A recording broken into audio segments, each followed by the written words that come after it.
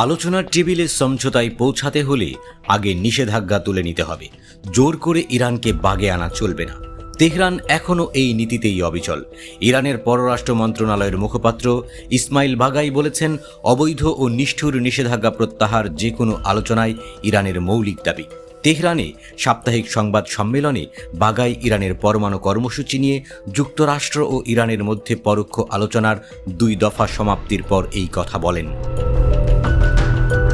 ইরানি মুখপাত্র বলেন, ইরানের উপর আরোপিত সকল নিষেধাজ্ঞা অযৌক্তিক, অবৈধ ও নিষ্ঠুর। তাই বিভিন্ন অজুহাত ও শিরোনামের অধীনে আমাদের উপর যে নিষেধাজ্ঞা আরোপ করা হয়েছে তার মধ্যে আমরা কোনো পার্থক্য করি না। তিনি আরও বলেন, ইরান প্রতিটি আলোচনায় এসব নিষেধাজ্ঞা অপসারণের দাবি করে। ইরানের অর্থনৈতিক, বাণিজ্যিক ও ব্যাংকিং কার্যক্রম পরিচালনার সক্ষমতা থাকতে হবে এবং পূর্বের নেতিবাচক অভিজ্ঞতার পুনরাবৃত্তি আর হবে না, তার প্রয়োজনীয় নিশ্চয়তা থাকতে হবে। তিনি পুনর্ব্যক্ত করেন, ইরানকে অবশ্যই নিশ্চিত করতে হবে যে যুক্তরাষ্ট্রের সাথে তার পরোক্ষ আলোচনা টেকসই নির্দিষ্ট ফলাফলের দিকে নিয়ে যাবে এবং বিপরীত পক্ষ তাদের প্রতিশ্রুতিগুলো গুরুত্বের সাথে পূরণ করবে। ইরানের পররাষ্ট্রমন্ত্রী আব্বাস আরাকচি এবং পশ্চিম এশিয়া বিষয়ক মার্কিন প্রেসিডেন্টের বিশেষ দূত স্টিভ উইটকফ 2 দফায় পরমাণু কর্মসূচি ও মার্কিন নিষেধাজ্ঞা প্রত্যাহার নিয়ে পরোক্ষ আলোচনা করেছেন। ওমানের পররাষ্ট্রমন্ত্রী বদর বিন হামাদ আল বুসাইদির মধ্যস্থতায় উচ্চ পর্যায়ের এই আলোচনা অনুষ্ঠিত হয়। ইরান ও যুক্তরাষ্ট্র আগামী 23 এপ্রিল ওমানে বিশেষজ্ঞ পর্যায়ে প্রযুক্তিগত আলোচনা শুরু করতে সম্মত হয়েছে।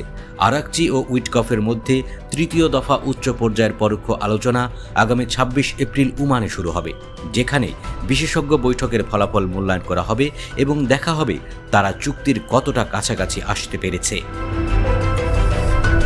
2015 সালের পরমাণু চুক্তির স্বাক্ষরকারী দেশগুলোর সাথে ইরানের আলোচনা সম্পর্কে এক প্রশ্নের জবাবে বাগাই বলেন, চীন ও রাশিয়া জাতিসংঘ নিরাপত্তা পরিষদের 2টি গুরুত্বপূর্ণ সদস্য এবং ইরানের বন্ধু। তারা সর্বদা এই আলোচনা সম্পর্কে অবগত। তিনি জানান, চীন ও রাশিয়াকে ইরান মার্কিন আলোচনার শুরু হওয়ার আগেই অবহিত করা হয়েছে। এমনকি চুক্তির 3 ইউরোপীয় সদস্য ফ্রান্স, জার্মানি ও ইতালির সাথেও পরামর্শ করা হয়েছে। মার্কিন প্রেসিডেন্ট ডোনাল্ড ট্রাম্প তার প্রথম মেয়াদে যুক্তরাষ্ট্রকে পরমাণু চুক্তি থেকে প্রত্যাহার করে নেন। ইরানের বিরুদ্ধে সর্বোচ্চ চাপ প্রয়োগের নীতি শুরু করেন। জানুয়ারিতে 2য় মেয়াদে হোয়াইট হাউসে ফেরার পর ট্রাম্প সেই নীতি ফের চালু করেন। তবে পরবর্তীতে তিনি বিকল্প হিসেবে একটি নতুন চুক্তি করার আগ্রহ প্রকাশ করেন। বাগাই ইউরোপীয় দেশগুলোকে সতর্ক করে বলেছেন, হুমকি মোটেও গঠনমূলক নয়। নিষেধাজ্ঞা অপসারণের প্রক্রিয়ায় তারা ভূমিকা রাখতে চায় কিনা সে বিষয়ে তাদের সিদ্ধান্ত নেওয়া উচিত। ইরানের মুখপাত্র আরও বলেন, আমরা ইউরোপীয় দেশগুলোকে আলোচনার বিষয়ে সরল বিশ্বাসে সম্পূর্ণ অবহিত করেছি।